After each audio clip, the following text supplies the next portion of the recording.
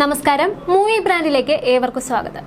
രേണു സുധിയെ സാമ്പത്തികമായി മുൻ big boss താരം സായി കൃഷ്ണ സഹായിച്ചത് വലിയ രീതിയിൽ വാർത്തയായ ഒന്നായിരുന്നു. അതിനുശേഷം സായി പരിഹസിച്ച് അവതാരക ലക്ഷ്മി നക്ഷത്ര രംഗത്തെത്തുകയും ചെയ്തിരുന്നു. രേണുവിനെ വെച്ച് ചെയ്ത വീഡിയോകളിൽ നിന്നും കിട്ടിയ തുകയിൽ നിന്നും ഒരു തുക രേണുവിന് കൊടുത്തു എന്നൊക്കെ ചിലർ പറയുന്നത് കേട്ടപ്പോൾ ചിരിയാണ് വന്നതെന്ന് സായിയുടെ പേര് പരാമർശിക്കാതെ ലക്ഷ്മി പറഞ്ഞിരുന്നു. ഇപ്പോൾ ഇതാ ലക്ഷ്മിയുടെ പരിഹാസത്തിന് കുറുക്കിക്കൊള്ളുന്ന മറുപടിയുമായി എത്തിയിരിക്കുകയാണ് സായി കൃഷ്ണ.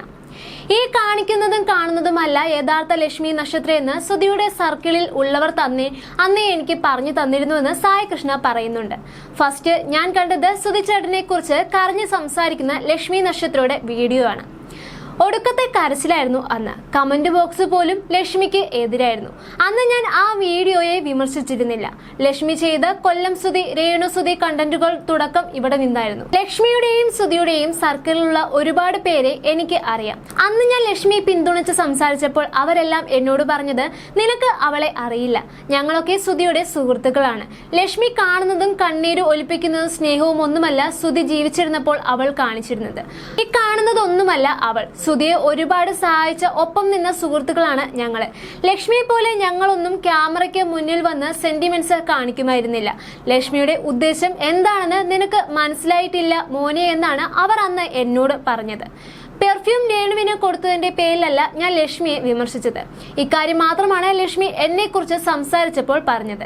ലക്ഷ്മി ആ വീട്ടിൽ പോയി രേണുവിന്റെ കണ്ണിൽ സ്ലോ മോഷനിൽ ഷൂട്ട് ചെയ്തു. 4 ആംഗിളുകളിൽ ക്യാമറ വെച്ചു.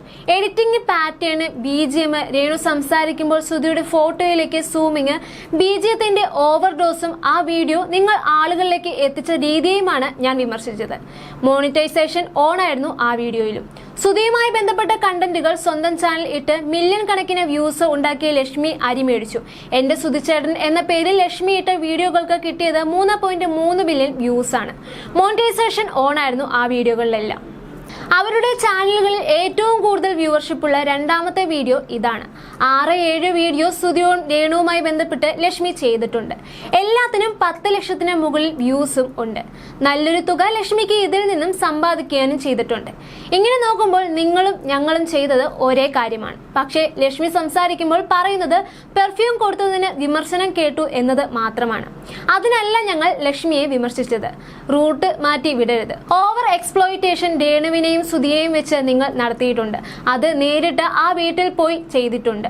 അതിനാണ് വിമർശനം ലഭിച്ചത്. ലക്ഷ്മിയുടെ തുടക്കം ഷിയാസ് കരീമിന്റെ വീട് സന്ദർശിച്ചു കൊണ്ടുള്ളതായിരുന്നു. അന്ന് ഷിയാസ് പറഞ്ഞത് ഞാൻ ഓർക്കുന്നുണ്ട്. എന്റെ പൊന്നളിയ വൻ സീനായിരുന്നു. കാരണം ലക്ഷ്മിയും ഞാനും കല്യാണം കഴിക്കുമോ എന്നായിരുന്നു നാട്ടുകാരുടെ ചോദ്യം. വീട്ടിൽ വരലും തട്ടമിടലും എല്ലാം വന്ന് ഷിയാസിന്റെ വീട്ടിൽ പോയി വ്ലോഗുകളും ലക്ഷ്മി പ്രിയയുടെ പാറ്റേൺ ഒക്കെ ഇതായിരുന്നു. അടുത്തിടെയായി ഉല്ലാസ് പന്തളത്തിനെ വെച്ച് വ്ലോഗുകൾ ചെയ്യുന്നുണ്ട്. ഒരാളെ സഹായിക്കാൻ ലക്ഷ്മി ചൂസ് ചെയ്യുന്ന മെത്തേഡാണ് പറയുന്നത്.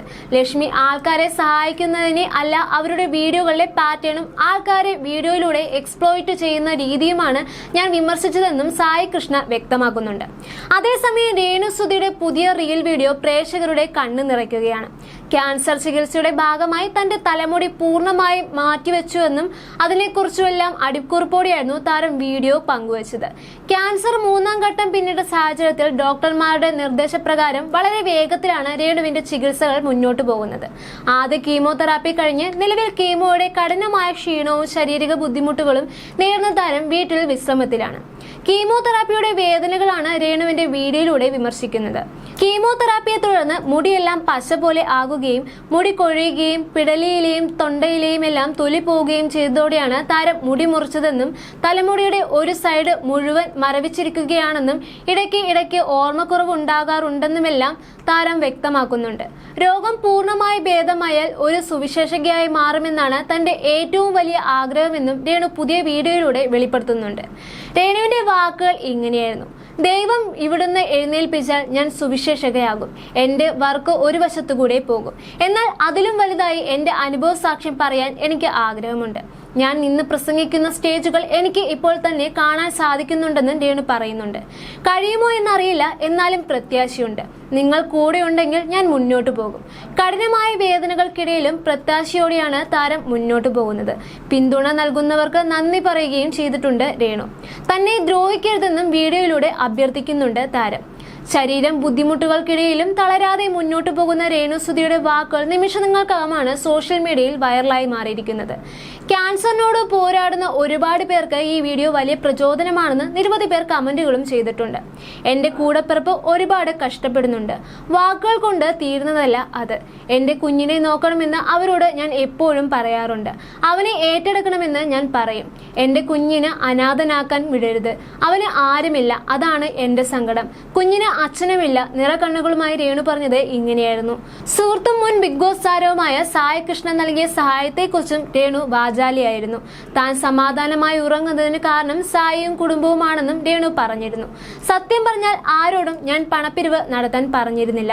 പക്ഷേ എന്നെ സഹായിക്കുന്ന ഒരുപാട് ജനങ്ങൾ മരുന്ന് മേടിച്ചോളൂ എന്ന് പറഞ്ഞ് ചെറിയ തുകകൾ തരുന്നുണ്ട്. അത് എനിക്ക് ഉപകാരമാകുന്നുണ്ട്. സന്തോഷമായി. അതുപോലെ തന്നെ ഞാൻ സംസാരിക്കാൻ വന്നത് സീക്രട്ട് ഏജന്റ് എന്ന സായി കൃഷ്ണയെ കുറിച്ചാണ്. അദ്ദേഹവും ഭാര്യയും സിജോയും ഭാര്യയും കൂടി എന്നെ കാണാൻ വന്നിരുന്നു. കീമോ ചെയ്ത ശേഷം ശരീരത്തിന് കഠിനമായ ചൂട് അനുഭവപ്പെടുന്നുണ്ട്. ശരീരത്തിനുള്ളിൽ ചൂട് കൂടുതൽ ഉണ്ടെന്നും അത് പുറത്തേക്ക് വരുന്നത് ബുദ്ധിമുട്ടാണെന്നും രേണു പറയുന്നുണ്ട്. ചൂട് സഹിച്ച് ഞാൻ കിടക്കുന്നത് അവർ കണ്ടിരുന്നു. അവരെ അത് വിഷമിപ്പിച്ചു. അന്ന് ഞാൻ വളരെ ക്ഷീണിതയായിരുന്നു. അതുകൊണ്ട് തന്നെ അന്ന് നടന്ന കാര്യങ്ങളെക്കുറിച്ച് നേരിയ ഓർമ്മ മാത്രമേ ഉള്ളൂ. ചൂട് മാറാൻ ഒരു AC വാങ്ങൂ എന്ന് പറഞ്ഞ് നല്ലൊരു തുക എനിക്ക് തന്നു. തുക എത്രയാണെന്ന് ഞാൻ പറയുന്നില്ല, കാരണം സായും അത് പറഞ്ഞിട്ടില്ല. നല്ലൊരു AC വാങ്ങി. അതുകൊണ്ട് ഞാൻ സമാധാനമായി ഉറങ്ങുന്നു എന്നാണ് രേണു പറഞ്ഞത്. രേണുവിന് ചികിത്സാ സഹായമായി എന്തെങ്കിലും നൽകാൻ ആഗ്രഹിക്കുന്നുവെന്ന് നേരത്തെ തന്നെ സായി കൃഷ്ണ പറഞ്ഞിരുന്നു.